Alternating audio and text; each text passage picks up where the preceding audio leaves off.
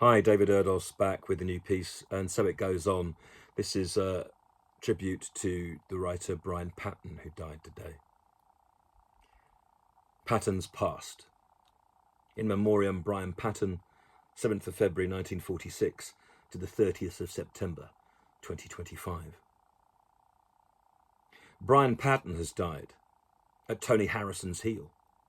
Poets stumble, as if one more entry in the published pile topples all, forming a Liverpudlian avalanche as this brutal-bred boy is now broken by time and its testing of who is next to hear the last call.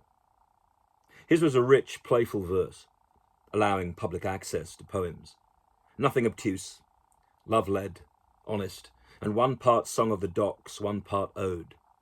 He made the Mersey sounds sing in the self-same way as the Beatles, albeit without their advances. But then, in reading his work, each line dances, and one can easily understand his charmed code.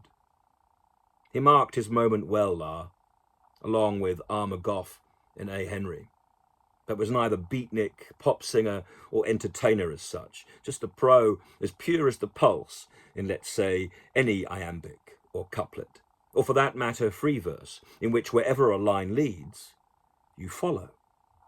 He was not a hero of mine, but I mark his contribution. In peeling the light others preen for, he had quietude, dignity, and immediate place at the popular poet's table. Instead of Wordsworth's daffs, then, chip butties, eyed with a scrutinized fixity. He eased poetry from the elite and allowed it to compete with what's common. Daily philosophies, poem prodded, that any and all might express. But this is what writers do: brand a communal thought and resell it. His was a wandering spirit which no suburban select could suppress. In the last year or two, we have lost so many definers. The feasts are failed and the diners have garnered a fresh field of taste that some my age can't collect. But I try to observe every orchard, and when I can, scrump an apple so that no opinion or thoughts lain to waste.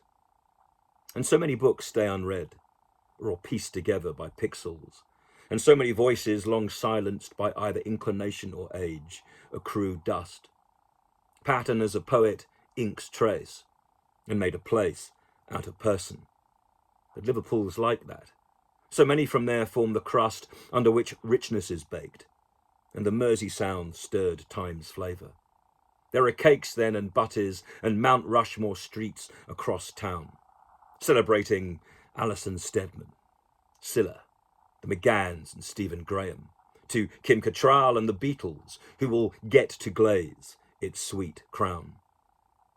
Patten's path started there, and now he may be swapping lines with John Lennon, as Sweet George strums, Henry's hugging a mucker and mate and comrade, in the great struggle to sing the tune that fate, time and chance have co-written. They just need some words, mate. Get going.